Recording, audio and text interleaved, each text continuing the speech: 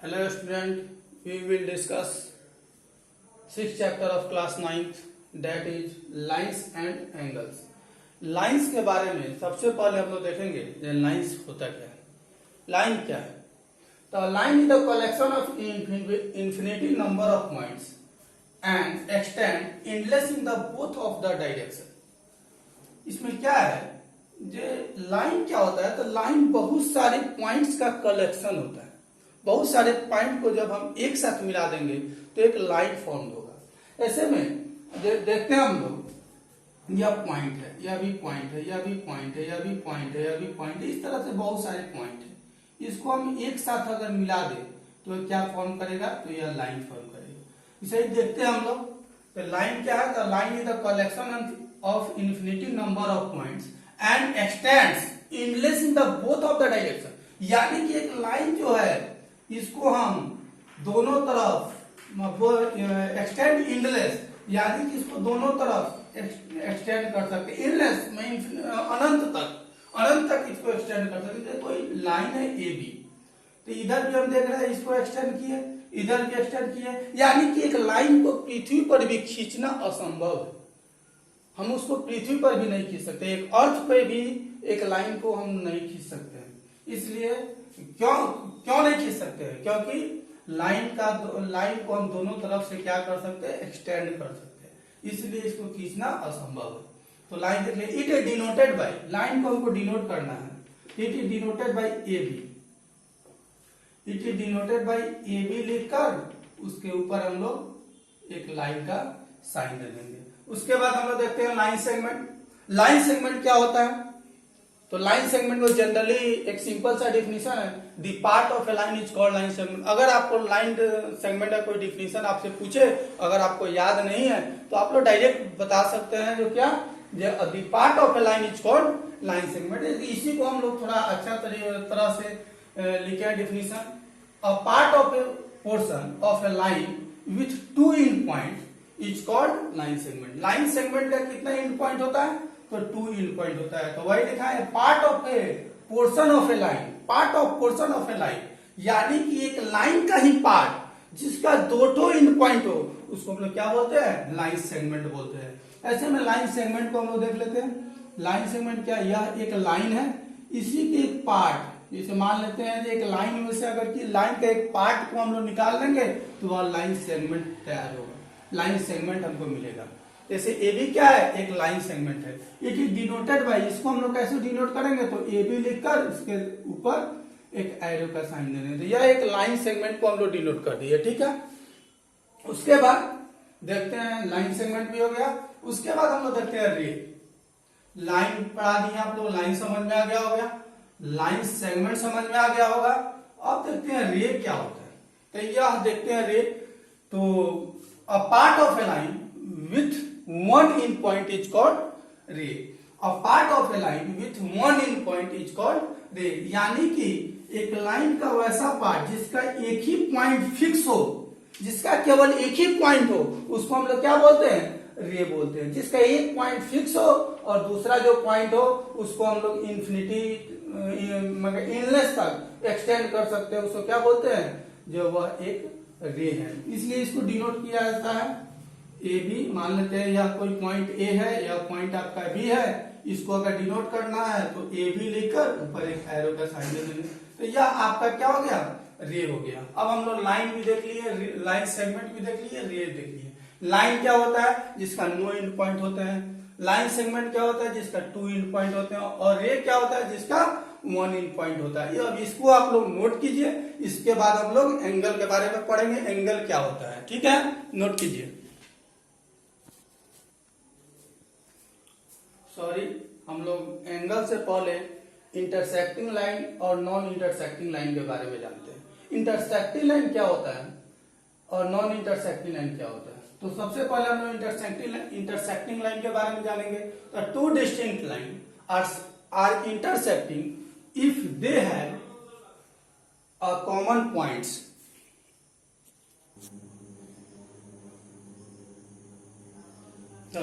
इसके बाद हम लोग इंटरसेक्टिंग लाइन के बारे में जानते हैं, जो हम डिफिनेशन पहले ही बता चुके हैं। Two distinct line are intersecting if they have common points, यानी कि दो तो लाइन को इंटरसेक्ट कब कहेंगे, इंटरसेक्टिंग लाइन कब कहेंगे, तो दोनों जब एक दूसरे को किसी पॉइंट पर क्या इंटरसेक्ट करता हो तो हम उसको इंटरसेक्टिंग लाइन बोलते हैं।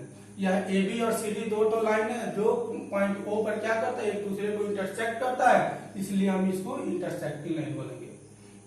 और इस पॉइंट को हम लोग बोलते हैं पॉइंट ऑफ इंटरसेक्शन, इसलिए बताया this common point is called the point of intersection of the two line.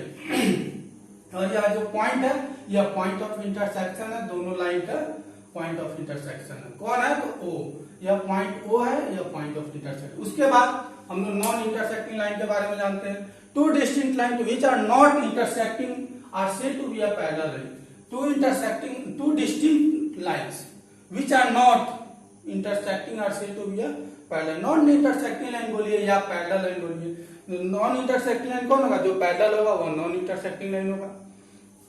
तो ऐसा में मान लेते हैं यहाँ एक लाइन है आपका और यह एक लाइन है, दोनों एक दूसरे के क्या है, पैरेलल है। दोनों के बीच का जो डिस्टेंस हमेशा कांस्टेंट है, हमेशा कांस्टेंट है दोनों के बीच का डिस्टेंस। यह एक लाइन ए बी है और दूसरा लाइन सी डी है, दोनों के बीच का डिस्टेंस क्या हमेशा कांस्टेंट है, इसलिए इसको यह अगर 5 सेंटीमीटर का होगा तो यह भी 5, यह भी 5, यानी कि सभी दोनों लाइन के सभी जगह डिस्टेंस क्या होंगे, 5 सेंटीमीटर का ही होंगे, इसलिए यह कांस्टेंट डिस्टेंस है, इसलिए इसको हम पैरेलल लाइन बोले या नॉन इंटरसेक्टिंग लाइन बोले। दूसरा, यह भी तो आपका नॉन इंटरसेक्टिंग लाइन है, बल्कि यहाँ देख रहे हैं इसको हम एक्सटेंड करते हैं, फिर हम इस लाइन को एक्सटेंड करें न किसी पॉइंट पर यह एक दूसरे को इंटरसेक्ट करेगा, इसलिए इसको हम लोग क्या बोलते हैं, इंटरसेक्टिंग लाइन बोलेंगे। यह नॉन इंटरसेक्टिंग लाइन नहीं है, यह एक इंटरसेक्टिंग लाइन है।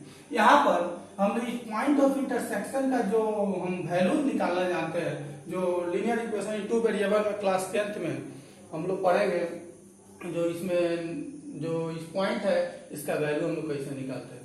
अब हम लोग इंटरसेक्टिंग लाइन और इंटरसेक्टिंग लाइन के बारे में जान गए। अब इसके बाद हम लोग एंगल के बारे में जानते हैं। अब इसको आप लोग नोट कीजिए, इसके बाद हम लोग एंगल के बारे में पढ़ेंगे, पहले इसको नोट कीजिए। उसके बाद हम लोग एंगल के बारे में जानते हैं। एंगल क्या होता है, an angle is formed when two rays originate from the same end point is called angle. यानी कि एंगल क्या होता है, तो दो ठो रे, जैसे मान लेते हैं कि एक रे है मेरा यह ओ ए और एक रे है मेरा ओ बी, दोनों किसी सेम इन पॉइंट पे ऑरिजिनेट करता हो, वहीं पे मेरा एंगल फॉर्म होता है।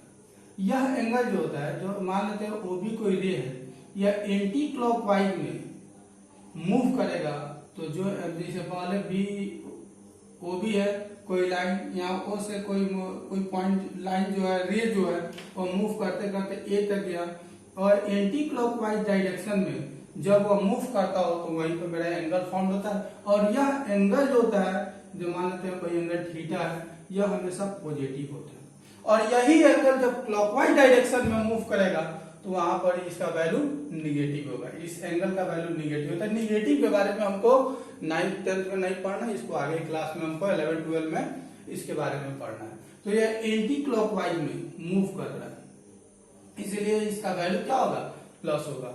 अब यहाँ लिखा है an angle is formed when two rays originate from the same end point, या किसी एक ही इन पॉइंट पे क्या हो, जो ऑरिजिनेट करता हो दोनों रे, तो इस पॉइंट पे एंगल फॉर्म होगा। यह एंगल जो होगा एंटी क्लॉकवाइज डायरेक्शन में मूव करेगा। उसके बाद एक और पॉइंट लिखा है, जो the rays making an angle are called the arcs. Making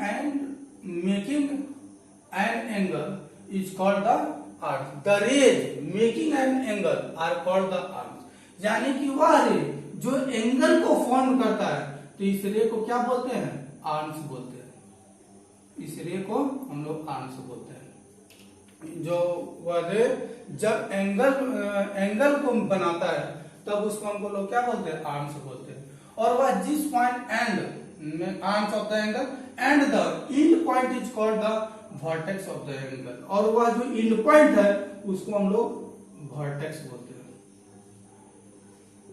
vertex of the angle, इस एंगल का यह वर्टेक्स है, या इन पॉइंट जो है यह वर्टेक्स है, और यह जो दोनों रे है OA और OB, वह दोनों को हम लोग क्या बोलते हैं, आर्म्स बोलते हैं। इसके बाद हम लोग जानते हैं, हम लोग पढ़ेंगे टाइप्स ऑफ एन एंगल। अब आप लोग क्या कीजिए, इसको नोट कीजिए, और इसके बाद हम लोग पढ़ेंगे types of an angle. Types of angle में हम लोग पहले देखते हैं एक्यूट एंगल। एक्यूट एंगल क्या होता है, तो इसका हम लोग डिफिनीशन पहले ही जान चुके हैं। Angle whose measure less than 90 degree is called acute angle. Acute angle क्या होता है, तो वैसा एंगल जिसका वैल्यू 90 डिग्री से कम हो उसको हम लोग एक्यूट एंगल बोलते हैं। इसलिए उसका डिफिनीशन क्या हुआ, an angle whose measure less than 90 degree is called acute angle. तो यानी कि एंगल जो होगा जब इसका वैल्यू 90 डिग्री से कम हो तो उसको हम लोग क्या बोलते हैं, एक्यूट एंगल बोलते हैं। और एंगल का वैल्यू जब 90 डिग्री हो तब हम उसको राइट एंगल बोलते हैं। एक्यूट एंगल क्या है, जैसे मैं मान लेते हैं यह आपका राइट है, यह आपका राइट है, ठीक है, राइट एंगल है। अगर इसको ऐसे बढ़ाएंगे तो यह एक्यूट हो जाएगा, यही अगर इधर जाएगा तो वह ऑब्ट्यूस हो जाएगा। राइट एंगल क्या होगा, तो यह पूरा खड़ा होगा। यह लाइन जो है आपका एक राइट एंगल है, इसको घटाएंगे, अगर इसको लेस करेंगे 90 डिग्री से कम करेंगे तो यह आपका एक्यूट एंगल होगा, और यह जब 90 डिग्री हो जाएगा तो वह एक राइट एंगल होगा। तो एक्यूट एंगल क्या होता है, जैसे मैं मान लेते हैं यह एक फिगर के साथ आपको देख लीजिए, यह आपका 90 डिग्री का यह लाइन है, यहाँ पर आपका यह 90 डिग्री का एंगल है। तो यह 90 डिग्री का एंगल है जब, तब यह आपका राइट एंगल है। जब हम इसको एंगल को कम कर देंगे, यानी कि तो थोड़ा कम कर देंगे तो यह क्या हो जाएगा, एक्यूट। यह जो आपका फॉर्म बना, यह जो एंगल फॉर्म हुआ, यह एंगल आपका एक्यूट एंगल होगा। तो एक्यूट एंगल क्या होता है, तो an angle whose measure less than 90 degree is called acute angle. तो एंगल का वैल्यू जब 90 डिग्री से कम हो तो वह आपका एक्यूट एंगल होता है। राइट एंगल का होता है, तो जब एंगल का वैल्यू 90 डिग्री हो तो वह एक राइट एंगल होता है। जैसे इसको हम हटा दें तो यह एक राइट एंगल फॉर्म किया, इसलिए यह आपका एक राइट एंगल है। उसी तरह ऑब्ट्यूस एंगल क्या होगा, तो राइट एंगल है, राइट एंगल से अधिक जो होगा वो ऑब्ट्यूस होगा। यह पूरा एंगल ऑब्ट्यूस हो गया। तो ऑब्ट्यूस एंगल क्या होगा, तो an angle whose measure greater than 90 degree is called obtuse angle. तो एंगल का वैल्यू जो होगा 0 डिग्री से बड़ा और 90 डिग्री से छोटा। यहां पर जो एंगल का वैल्यू होगा वह आपका 90 डिग्री से ग्रेटर और 180 से क्या होगा, छोटा होगा। नहीं, 180 से छोटा होगा, यानी कि 180 बड़ा होगा। तो वह आपका क्या होगा, ये एक ऑब्ट्यूस एंगल हो गया। 90 डिग्री से बड़ा होगा, 180 से छोटा होगा, तो वह आपका ऑब्ट्यूस एंगल है। स्ट्रेट एंगल के बारे में जानेंगे, तो an angle whose measure 180 degree is called straight angle. तो जब एंगल का वैल्यू आपका 180 होगा तो वह आपका स्ट्रेट एंगल होगा, 180 होगा तो वह आपका स्ट्रेट एंगल होगा। रिफ्लेक्स एंगल क्या होता है, तो एंगल का वैल्यू जब 180 से ग्रेटर देन और 360 से स्मॉलर देन होगा तो वह आपका रिफ्लेक्स एंगल होगा। तो an angle whose measure greater than 180 degree but less than 360 degree is called reflex angle. अब कंप्लीट एंगल, रिफ्लेक्स एंगल के बारे में एक चीज और जानते हैं। जैसे मान लेते हैं 60 डिग्री है, इसका आपसे अगर रिफ्लेक्स एंगल पूछा, अगर पूछता है कि 60 डिग्री का रिफ्लेक्स एंगल क्या होगा, तो सीधे आप क्या कीजिए, 360 में से 60 को माइनस कर दीजिए। 360 माइनस 60 यानी कि रिफ्लेक्स एंगल अगर आपसे पूछे 60 डिग्री का रिफ्लेक्स एंगल, तो 360 माइनस 60 यानी कि रिफ्लेक्स एंगल कितना हुआ, तो 300 डिग्री। तो 60 डिग्री का रिफ्लेक्स एंगल क्या होगा, तो 300 डिग्री। तो रिफ्लेक्स एंगल जान गए। किसी भी एंगल का जैसे क्वेश्चन में आता है रिफ्लेक्स एंगल पे डिपेंडेंट कुछ क्वेश्चन होते हैं, तो वहां पर अगर 60 डिग्री का रिफ्लेक्स एंगल कोई पूछता है तो 360 में से उस एंगल को माइनस कर दिए तो उसका रिफ्लेक्स एंगल निकल जाएगा। उसके बाद हम लोग देखते हैं कंप्लीट एंगल। तो an angle whose measure 360 degree is called complete angle. जब एंगल का वैल्यू 360 डिग्री हो जाए तो उसको हम लोग कंप्लीट एंगल बोलते हैं। तो एंगल का वैल्यू जब 360 डिग्री हो जाए तो उसको हम लोग क्या बोलते हैं, कंप्लीट एंगल बोलते हैं। उसके बाद मेरा दो टॉपिक है, कॉम्प्लीमेंट्री और सप्लीमेंट्री। कॉम्प्लीमेंट्री एंगल क्या होता है, जैसे मान लेते हैं यह कोई एंगल, या कोई लाइन है, सॉरी यह कोई लाइन है, इस पे कोई रे है ओ ए, यह बी और सी लाइन है। यहाँ पर कोई एंगल का वैल्यू देते हैं एक्स और यह एंगल का वैल्यू देते हैं वाई। तो जब एक्स और वाई दो एंगल है, दोनों का सम जब 90 डिग्री होगा तो सॉरी यह मान लेते हैं यह एक 90 डिग्री का एंगल है।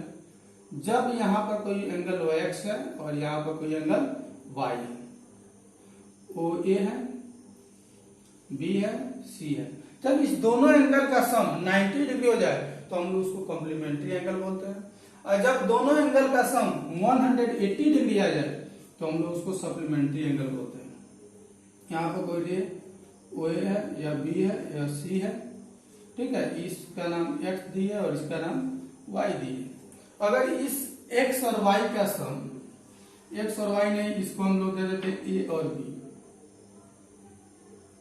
या सॉरी एक्स और वाई ही रहने दीजिए। जब एक्स प्लस वाई दोनों एंगल का सम जब 180 डिग्री हो जाए तो वो आपका सप्लीमेंट्री एंगल होता है। जब दोनों एंगल का sum x plus y is equal to 90 degree हो जाए तब हम उसको बोलते हैं कॉम्प्लीमेंट्री एंगल। तो इसका डेफिनेशन हम लोग देखते हैं, कॉम्प्लीमेंट्री और सप्लीमेंट्री एंगल होता क्या है।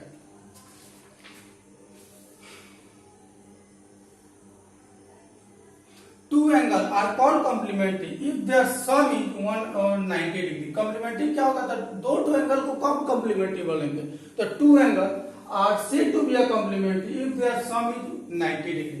दो एंगल कब कॉम्प्लीमेंट्री है, जब दोनों का सम 90 डिग्री हो। वैसे ही two angle are said to be a supplementary if their sum is 180 degree. जब सप्लीमेंट्री क्या होगा, तो दो एंगल कब सप्लीमेंट्री होंगे, जब दोनों एंगल का सम 180 डिग्री होगा तो वह सप्लीमेंट्री होगा। कॉम्प्लीमेंट्री कब होगा, तो जब दोनों एंगल का सम 90 डिग्री होगा तो वह कॉम्प्लीमेंट्री होगा। जैसे मैम आपको फिगर पे भी दिखा दिए हैं, या मान लेते हैं कोई एंगल है, राइट एंगल है, जब इस दोनों एंगल का सम 90 डिग्री होगा तो वह कॉम्प्लीमेंट्री, और जब इस दोनों एंगल का सम 180 डिग्री होगा तो वह आपका सप्लीमेंट्री होगा। अब देखिए इसमें भी आता है जो कौन सा दोनों एंगल सप्लीमेंट, एक्स का सप्लीमेंट कौन होगा। तो मान लेते हैं कि यहाँ पर x का वैल्यू आपका 15 है, अगर इसका कॉम्प्लीमेंट्री एंगल निकालना, इसका कॉम्प्लीमेंट क्या होगा 15 डिग्री का। अगर x का, इस पे आगे हम लोग क्वेश्चन देखते हैं, पहले आप लोग इसको नोट कर लीजिए, इसके बाद हम लोग क्वेश्चन देखते हैं। ये क्वेश्चन है, find the measure of an angle which is complement या supplement of itself. Find the measure of an angle which is complement या सप्लीमेंट ऑफ इटसेल्फ, यानी कि वह कौन सा एंगल है जो अपने का कॉम्प्लीमेंट और सप्लीमेंट, अपने का कॉम्प्लीमेंट और सप्लीमेंट है। इस क्वेश्चन का सॉल्यूशन करते हैं। देखिए सॉल्यूशन हम लोग करते कैसे हैं, यह कौन सा एंगल है, find the measure of an angle, यानी एंगल की मापत है। तो let angle B X, let angle B X, तो कॉम्प्लीमेंट एंगल क्या होगा, तो वो अपने का कॉम्प्लीमेंट है अकॉर्डिंग टू क्वेश्चन। एंगल जब x माने तो x प्लस वो अपने का कॉम्प्लीमेंट हो, तो कॉम्प्लीमेंट यानी कि जब कॉम्प्लीमेंट्री एंगल देखे, जब दो एंगल का सम 90 डिग्री हो तो वह कॉम्प्लीमेंट्री होता है। उसी का कॉम्प्लीमेंट बताना जो अपने का कॉम्प्लीमेंट हो, तो x plus X is equal to 90 degree, तो 2x is equal to 90 degree, तो x इज इक्वल टू कितना होगा 90/2। इसको हम जब डिवाइड करेंगे, जब डिवाइड करेंगे तो आएगा 45 डिग्री, तो x इज इक्वल टू कितना है 45 डिग्री। तो hence measure of an angle भी 45 degree, measure of an angle is equal to क्या होगा 45 डिग्री। सिमिलरली उसी तरह से जब सप्लीमेंट का चर्चा करें, जो अपने का सप्लीमेंट हो, तो लेट इसमें भी let angle B X, angle B X according to question. इसमें क्या करेंगे तो x plus X is equal to 180 degree, यानी कि वह कौन सा एंगल है जो अपने का कॉम्प्लीमेंट है, तो 45 डिग्री है। जब दोनों का सम करेंगे तो 90 है, यानी कि वह एक दूसरे का क्या है, कॉम्प्लीमेंट एंगल है। वैसा ही लेट एंगल भी एक्स सप्लीमेंट अगर चेक करना है तो कौन सा एंगल होगा, तो 90 डिग्री होगा, बल्कि उसको निकाल कर देते हैं। 2x is equal to 180 degree, तो x इज इक्वल टू कितना होगा, 2 से इसको डिवाइड कीजिए 90 डिग्री, तो x is equal to 90 degree. Hence measure of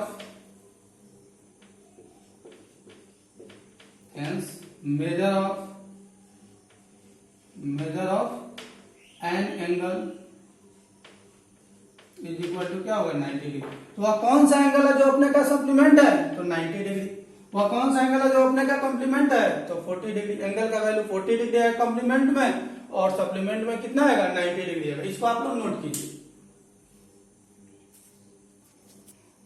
अगला नेक्स्ट क्वेश्चन है, an angle is equal to 4 times its complement, find the measure. दिया है an angle is equal to 4 times its complement, यानी कि वह कौन सा कोई एंगल जो है अपने कॉम्प्लीमेंट एंगल का 4 टाइम्स है, तो वह एंगल कौन सा है, फाइंड द मेजर, यानी कि वह एंगल कौन सा है। तो लेट, जब इस क्वेश्चन को सॉल्व करेंगे, सॉल्यूशन करेंगे, तो let angle B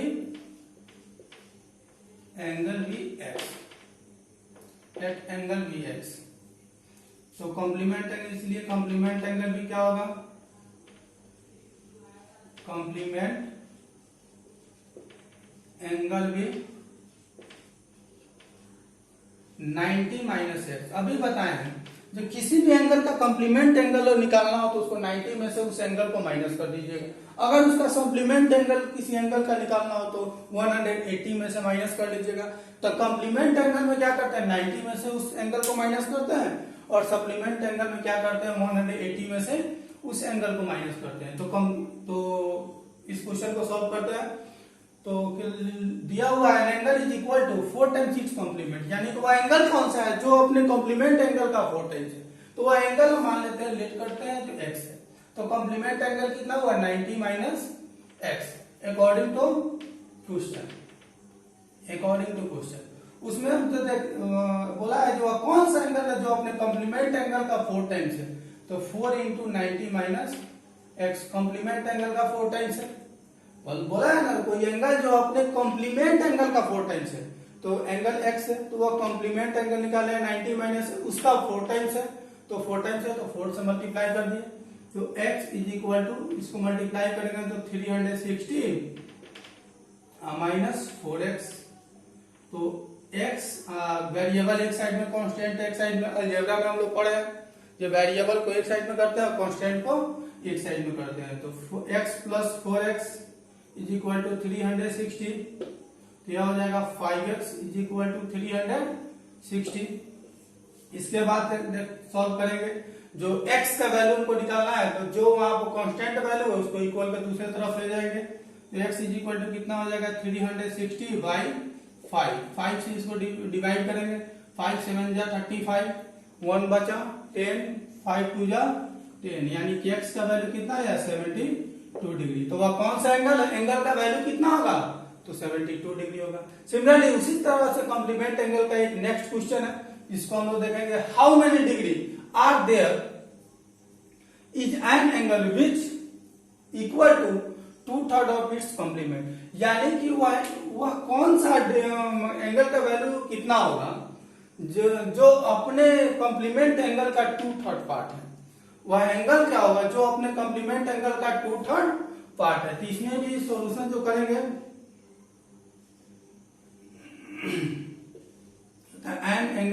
late an angle B x,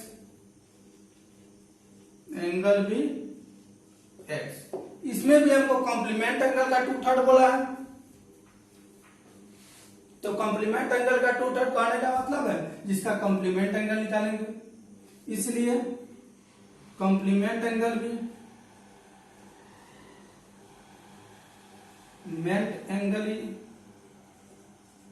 भी कितना हो जाएगा, 90 माइनस, हम बोले हैं किसी भी एंगल का कॉम्प्लीमेंट एंगल निकालने के लिए क्या करते हैं, 90 में से उस एंगल को माइनस कर देते हैं अकॉर्डिंग टू क्वेश्चन। कोई एंगल जो है वह कॉम्प्लीमेंट एंगल का थर्ड पार्ट है, तो angle X complement angle 90 minus X, इसका 2/3 पार्ट, तो 2/3 पार्ट। अब इसको सॉल्व करेंगे, क्रॉस मल्टीप्लाई कर देते हैं, 3x इज इक्वल टू 90 को मल्टीप्लाई करेंगे तो 180 माइनस 2x। अब इसको खींचेंगे 3x plus 2x is equal to 180 degree, यह हो जाएगा 5x is equal to 180 degree. तो इसके बाद सॉल्व करेंगे, x इज इक्वल टू कितना होगा 180 डिग्री बाई 5 से इसको डिवाइड कीजिए, 5 3 जा 15, बचा कितना 3 30, 5 6 जा 30, यानी कि x का वैल्यू कितना आया, वह कौन सा एंगल है, तो वह एंगल का वैल्यू कितना 36 डिग्री, जो अपने का कॉम्प्लीमेंट एंगल है। तो जो कॉम्प्लीमेंट एंगल है वह, और उसका कॉम्प्लीमेंट एंगल निकालते हैं तो 90 माइनस एक्स, अगर कॉम्प्लीमेंट एंगल निकालते हैं तो 90 माइनस 36 करेंगे तो कितना होगा 454। तो देख रहे हैं जो एंगल जो 36 डिग्री है वह 54 का 2/3 पार्ट होगा, चेक करके देखिए। तो 36 है ना जो कॉम्प्लीमेंट एंगल है, यह 54 का 2/3 पार्ट होगा, 2/3 पार्ट होगा। 3 से 3 1 जा 3, 2 24, 3 8 जा 24, 18 2 जा 36, इक्वल आ गया कि नहीं आ गया।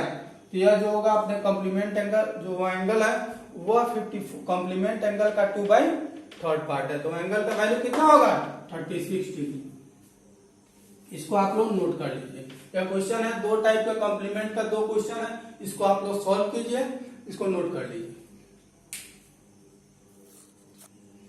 नेक्स्ट क्वेश्चन देखते हैं जो सप्लीमेंट पे डिपेंडेंट है।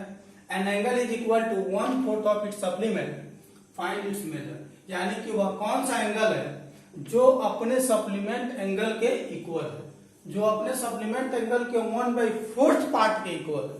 तो इसको भी उसी तरह से जैसे वहां पर हमने कुछ एंगल लेट किए हैं, उसके बाद उसका कॉम्प्लीमेंट निकाले हैं, सिमिलरली उसी टाइप से इसमें भी कुछ एंगल हम लोग लेट करेंगे, उसके बाद इसका सप्लीमेंट निकालेंगे। सप्लीमेंट निकालने के बाद जो क्वेश्चन कर रहा है क्वेश्चन पे सॉल्व कर देंगे। तो इसका सॉल्यूशन देखते हैं। Let angle B X, let angle B X, इसलिए इसका सप्लीमेंट एंगल निकालते हैं, इसे सप्लीमेंट एंगल भी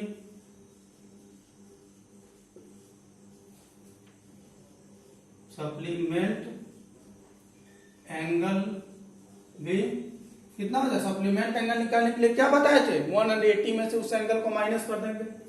तो सप्लीमेंट एंगल वहां हम लोग कॉम्प्लीमेंट में 90 में से माइनस करते थे, यहाँ 180 में से इसको माइनस कर देंगे अकॉर्डिंग टू क्वेश्चन। क्वेश्चन क्या बोला,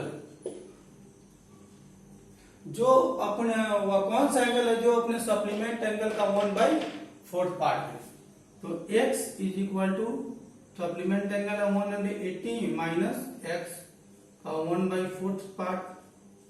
अब इसको सॉल्व करेंगे तो cross multiply, 4x is equal to 180 minus x, variable एक साइड में कांस्टेंट एक साइड में, तो वेरिएबल 4x है और x, इसको एक साइड में लाते हैं, लेफ्ट साइड में ले आइए। तो 4x plus x is equal to 180 degree, तो फिर 5x इज इक्वल टू कितना हो जाएगा 180 डिग्री। तो x का वैल्यू कितना आएगा, 5 3 जा 15, 5 6 जा 30, तो x का वैल्यू 36 डिग्री। यानी कि वह कौन सा एंगल है, एंगल का वैल्यू क्या होगा जो अपने सप्लीमेंट एंगल का 1/4 पार्ट है, तो 36 डिग्री। इसका चेक कर लीजिए, इसका सप्लीमेंट एंगल निकालिएगा तो 180 और माइनस 36 करेंगे, 4 10 में से 6 गया 4, 7 में से 3 गया 4, 44 आ गया, तो 144। तो अब चेक कर लीजिए, जो आपका एंगल है 36 डिग्री। अब इधर हम सप्लीमेंट एंगल का कितना करेंगे 1/4 पार्ट, 4 से 4 3 जा 12, 4 6 जा 24, आया कि नहीं इक्वल, इसलिए मेरा को आंसर सही है। अब इसके बाद नेक्स्ट क्वेश्चन इस पर देखेंगे, सब इसको पहले आप नोट कीजिए। अब हम लोग नेक्स्ट क्वेश्चन देखते हैं सप्लीमेंट पे dependent. Find the measure of an angle which is 34 degree less than 34 degree less than it's supplement. Find the measure of an angle, angle की माप क्या होगी which is 34 degree less than it's supplement, जो supplement angle से 34 degree कम है। तो solution इसका देखिए आप लोग, काफी इजी है। आप लोग थोड़ा सा ध्यान दे दीजिएगा कि क्वेश्चन को बना लीजिएगा। जो पहले बताए हैं कॉम्प्लीमेंट एंगल का वही है सप्लीमेंट, सिर्फ इसमें 180 माइनस एक्स पर हुआ एंगल को सब्ट्रैक्ट कर देना। तो let angle B X, let angle B X, इसलिए सप्लीमेंट एंगल भी, सप्लीमेंट एंगल भी 180 माइनस एक्स। अभी बताएं किसी एंगल का सप्लीमेंट निकालना हो तो 180 में से उस एंगल को माइनस कर लीजिए अकॉर्डिंग टू क्वेश्चन। बताएं वह कौन सा एंगल है जो अपने सप्लीमेंट एंगल से 34 डिग्री कम है। तो सप्लीमेंट एंगल 180 माइनस एक्स है, इससे 34 डिग्री कम है। अब इसको क्या कीजिए, वेरिएबल एक साइड कांस्टेंट एक साइड कर दीजिए, एक्स इधर वेरिएबल है तो प्लस एक्स हो जाए, माइनस में है तो इक्वल के दूसरे साइड में जाकर प्लस में चेंज हो गया। अब इधर 180 और माइनस 34 बच गया, तो x प्लस एक्स 2x, इधर माइनस करेंगे तो 10 में से 4 गया 6, 7 में से 3 गया 4, 146। तो x इज इक्वल टू क्या होगा, तो 146 अब बाई 2, इसको सॉल्व कीजिए, 2 7 जा 2 3 जा, x का वैल्यू कितना है 73 डिग्री। तो यहाँ देख रहे हो एंगल कौन सा है जो अपने सप्लीमेंट एंगल से 34 डिग्री कम है, तो 73 डिग्री। तो an angle with measure 73 degree, इसको भी आप लोग नोट कर लीजिए। अब इसके बाद हम लोग को कुछ एक्सियम और थ्योरम के बारे में पढ़ना है, जो हम लोग नेक्स्ट वीडियो में पढ़ेंगे। आप लोग इसको नोट कीजिए, नेक्स्ट वीडियो में अगले बार देखेंगे हम लोग।